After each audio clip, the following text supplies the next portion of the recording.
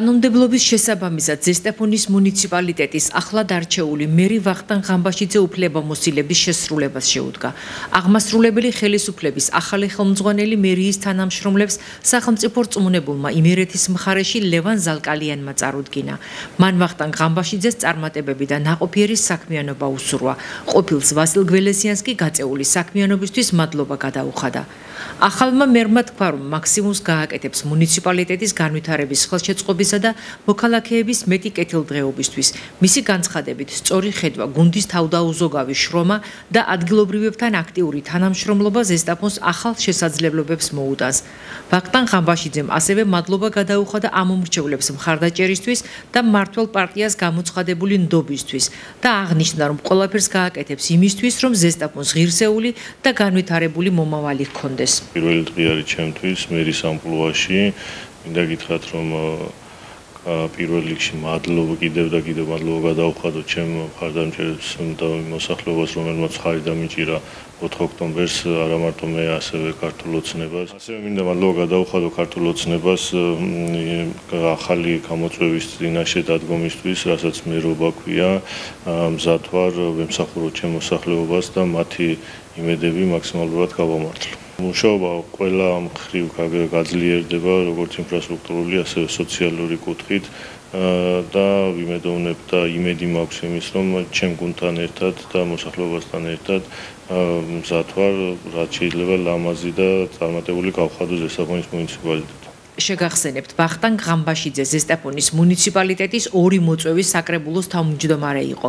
4 ოქტომბრის თვითმმართველობის არჩევნების შედეგების მიხედვით მას მხარი მერის პოზიციაზე ასარჩევად. უბნებზე მისული ელექტორატის 89%-მა დაუჭირა. პარლამენტის საპროცედურო საკითხთა კომიტეტმა 3 ოპოზიციური პარტიის აკრძალვასთან დაკავშირებულ საკონსტიტუციო სარჩელზე პარლამენტის წევრების ხელმოწერების ნამდვილობა დაადასტურა.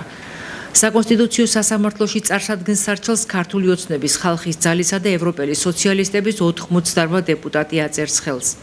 საკონსტიტუციო სარჩელზე ხელმომწერი დეპუტატები 3 ოპოზიციური პარტიის, ერთიანი ნაციონალური მოძრაობის, ლელო ძლიერი საქართველოს და კოალიცია ცვლილებებისთვის არაკონსტიტუციურად ცნობას და აკრძალვას მოითხოვენ.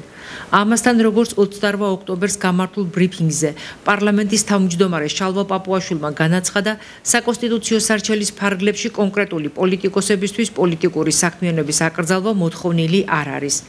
ქართულმა ოცნებამ ოპოზიციური პარტიების გაუქმების დაპირება ამ მომრჩევლებს 2024 წლის საპარლამენტო არჩევნების წინ მისცა. მტკიცებულებების მოსაპოვებლად სადავო პარლამენტში შეიქმნა დროებითი საგამოძიებო კომისია და შეისწავლეს ნაცმოძრაობის საქმიანობა 2003 წლიდან ამ დრომდე. რომელიც პოლიტიკურ მანტიაში იყვნენ გახვეულნი, მუდმივად ცდილობდნენ ჩვენი ქვეყნის არევას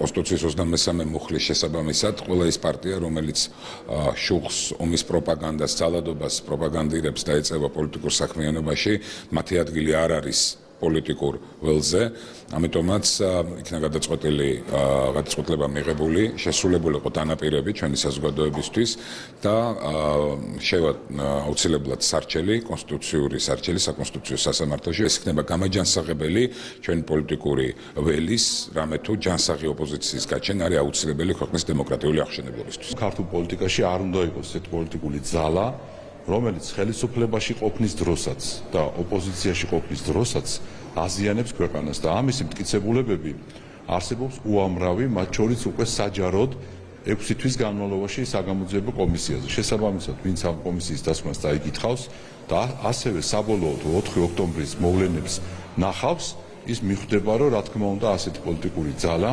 როგორც არის ნაცმოძრაობა თავისი ფილიალებით, არ უნდა არსებობდეს, რაც იქნება იმის საშუალება ქართულ პოლიტიკაში, რომ ბოლოს და ბოლოს ოპოზიციაშიც არსებობდნენ ისეთი ძალები, რომლებიც შეიძლება კრიტიკულად იყვნენ განწყობილი ხელისუფლების მიმართ, მაგრამ არ აზიანებდნენ ქვეყანას. აღსანიშნავია, რომ ასაკრძალი პარტიების ჩამონათვალში არ არის პარტია გახარია საქართველოსთვის, რომელმაც მანამდე საპარლამენტო საქმიანობაში ჩართვის სურვილი გამოთქვა და ბოიკოტს უარი უთხრა. არის ფაქტობრივად შეუძლებელი. ჩვენთვის გაუგებარია ყველა ის არგუმენტი, რა არგუმენტიც გუშინ ბატონი პაპუაშვილისგან მოვისმენთ. განსაკუთრებით ეს ეხება ლელოს. საერთოდ ვერ ხსნით რატომ მოხდა ლელო ამ ეგრეთ წოდებულ ასაგრძელ პარტიათა სიაში და რა თქმა უნდა ჩვენ ხარდაჭერა ლელოს. რაც შეეხება ნაციონალურ მოძრაობას და მის განაყოფებს, თქვენ იცით ჩვენი პოზიცია, რომ თუ პარტია იმსახურებს დამარცხებას, პირველ რიგში ეს პარტია უნდა დაამარცხო არჩევნებით და პოლიტიკური გზებით და ზოგადად აკრძალვა ეს არც ერთ შემთხვევაში არ ჩაითვლება კონსტიტუციურ ნაბიჯად. ლელო და ნაცმოძრაობა აკრძალვას საკონსტიტუციო სასამართლოში დაუპირისპირდებიან და ბრძოლას გააგრძელებენ. ამბობენ, რომ ეს არის გამოწვევა, რომელსაც წინააღმდეგობის გზას მოუძებნიან. ამ პროცესს ისინი დაასრულებენ. ეს არის მათი რუსული დავალება. ეს ჯერ კიდევ 2024 წელს ივანიშვილმა დაანონსა თუ არ ვცდები 29 აპრილს, როდესაც დიდი მიტინგი ჩაატარეს ქართული ოცნების, მაშინ და ბუნებრივია ამ პროცესს ისინი შეეცდებიან რომ ბოლომდე მიიყვანონ, მაგრამ თავად ეს პროცესი აუცილებლად გასაჩივრდება ევროსასამართლოში. ევროსასამართლოს პრაქტიკა და არგუმენტები ცალსახად არის ჩვენ სასარგებლო. ჩვენი ბრძოლა როგორც კონსტიტუციური სამართლებრივი, ასევე პოლიტიკური გაგრძელდება, ვინაიდან პარტიები არ ცვლიან რეჟიმებს. რეჟიმებს ცვლის ხალხი, პარტიები ამისთვის არის ინსტრუმენტი და ვინაიდან დემოკრატიულ ინსტრუმენტებზე ბიძინა ივანიშვილი უარს ამბობს, ჩვენ მათ შორის გამოვიყენებთ ქუჩის ინსტრუმენტს. ვიბრძოლეთ ბოლომდე, გამარჯვებამდე, რეჟიმს დავანიშნებთ ახალ და სამართლიან არჩევნებს. პარტიების აკრძალვას აქვს კონკრეტული მიზანი, რომ მოიშორონ ველიდან პოლიტიკური ოპონენტები, როგორც ხდება რუსეთში, როგორც მომხდარა ბელარუსში და საქართველოც ასეთი ტიპის ქვეყანა არის დღეს ივანიშვილის რეჟიმის პირობებში. მას სურს, რომ პოლიტიკური ოპოზიცია გააქროს. სარჩელი ჯერ არ გვინახავს, თუმცა შინაარსი ჩვენთვის ცნობილია.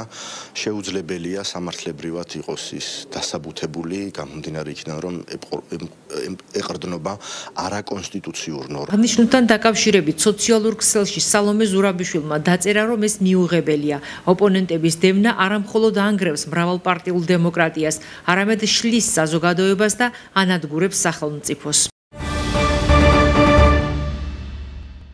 ისრაელმა ღაზას სექტორის ტერიტორიაზე ახალი დარტყმები დაიწყო მას შემდეგ, რაც მხარეებმა ერთმანეთის ზავის დარღვევაში დაადანაშაულეს. ინფორმაციას BBC ავრცელებს. გამოცემის ცნობით იერიში მას შემდეგ განხორციელდა, რაც ისრაელის პრემიერ-მინისტრმა ბენიამინ ნეთანიაჰუმ ძლავრი დარტყმების ბრძანება გასცა. მანამდე ნეთანიაჰუს ოფისმა განაცხადა, რომ ორშაბათს ჰამასის მიერ გადაცემული ცხედარი არა კიდევ ერთი გარდაცვლილი მძევლის ცხედარი იყო, არამედ ოფირ ცარფატის ნეშტი, რომლის ცხედარიც ისრაელის ძალებმა 2023 წლის ბოლოს იპოვეს. ჰამასის მიერ მართული სამოქალაქო თავდაცვის სააგენტოს ინფორმაციით, ისრაელის თავდასხმას 9 ადამიანი ემსხვერპლა. დასაქმების ფორუმი წარმატებით ჩატარდა. ყველა ადამიანს, ვისაც შემოტანილი ქონდა განაცხადი, უკვე გავისაუბრეთ.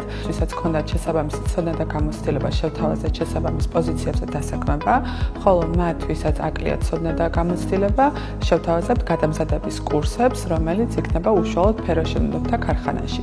რა თქმა უნდა, ეს პრაქტიკული კურსები იქნება ანაზღაურებადი და დაფინანსებული სრულიად ჯორჯან მანგანეზის მიერ. მივიღე დასაქმების ფორუმში მონაწილეობა, გავიარე მეორე ეტაპი ნობელის პოზიციაზე. გასაუბრებაზე ჩვეულებრივად იყო კითხვები, ძალიან კარგი ჰუმანური მიზგონი, ცოტა შეხვდებოდნენ, ვისაც ნაკლები შეხება ჰქონდა თავისთავად. და ჩვეულებრივად კარგად ჩაიარა გასაუბრება. მზად ვარ, რომ მივიღო გადამზადება და ვუსურვებ ყველას წარმატებებს. როცა გავიგე ფეროსთან დაკავშირებით დასაქმებაზე, დავინტერესდი, მოვედი დავწერეთ განცხადება. რამოდენიმე დღეში დაგვიკავშირდნენ გასაუბრებაზე. მოვედი, ძალიან კარგი შთაბეჭდილება დამიტოვეს, გამესაუბრე, ოჯახური გარემო დავხვდა. პროფესიით ვარ ზენკალ მექანიკოსი, მაქვს შესაბამისი სერტიფიკატი, ძალიან ოჯახური გარემოა ფეროში, მომწონს ფეროს პირობები და ამიტომ რომ მეც გავხდე ფეროები.